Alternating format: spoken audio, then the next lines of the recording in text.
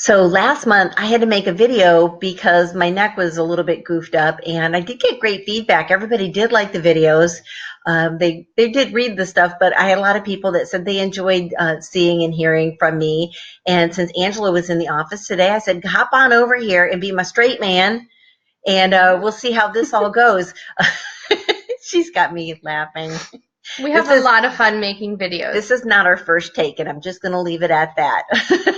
So we don't have a lot to report. August is the hot misery months. We are in the dog days of summer. We are crossing off the days until we get through September. Usually on the downside of September, we start getting a little break in our weather. We get a couple of cool days that I always liken to being the same as when it gets warm up north in like March or April and it's too soon to put shorts on, but everybody does it anyhow. Well, that happens here in September for us, that we can go outside and not get rained on and not be in the humidity and the heat. So, we're only a few weeks away from that, and we're excited. This is, I think, my 36th year. This will be my 36th hurricane season down I'm on here. 20. Yeah, so it's one of those things. It's like winter and we're coming into spring because we're at the bottom of the world.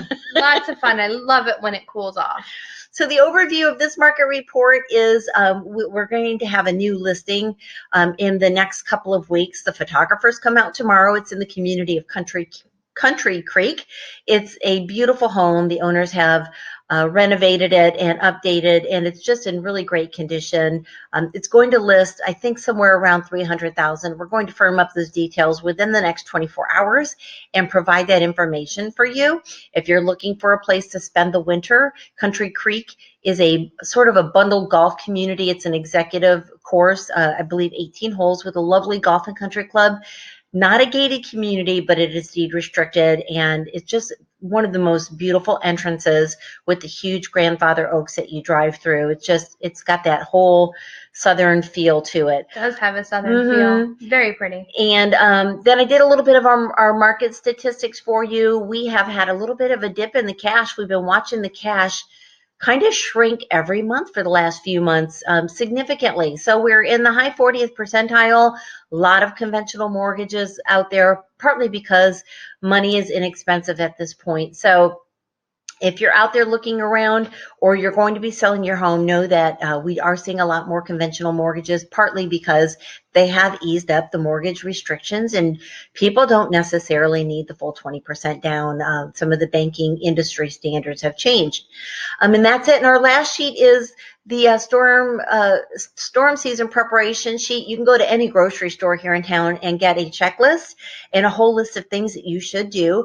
But what we have shared with you is the stuff that you didn't know that you were going to need because we didn't know we were going to need it. Nope. So back during Hurricane Irma, if you were a member of the community forum, we really did our best to make sure that our members had ice and knew where the gas was in grocery stores and water generators, electric, anything, anywhere you can plug a phone in to get a little power.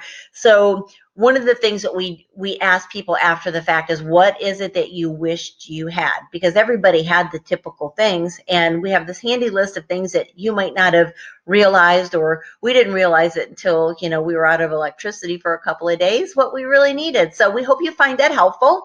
If we can help you learn more about where you're looking to buy real estate, or where or your neighborhood, if you're trying to sell a home or condo, let us know. We'd be happy to give you a call back and let you know more about what you're, buying and selling. That's it. Anything to add? With the list, Chris and I just had a conversation, and I said to her, I don't have anyone's handwritten phone numbers. Yeah. Well, that was one of the things that we hadn't realized, that so many of us depend on our cell phones. And when your cell phone's dead, you might not remember somebody's number because they're saved in your favorites. So that's our tip. And that might be a good tip for anybody anywhere in the country, because you can always be caught without your cell phone, lose your cell phone, lose electricity, be in a snowstorm. So maybe jot down a couple of important numbers and tuck them away in your bag. Great, everyone. Okay. My first one. Well, let us know if we can help you in any way, and have a great rest of the summer. Enjoy.